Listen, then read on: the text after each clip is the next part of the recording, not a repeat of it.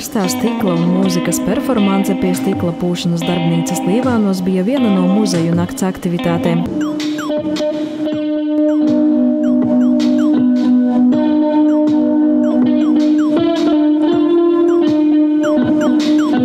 Tēmu, ko piedāvāja Līvānu stikla un amatniecības centrs.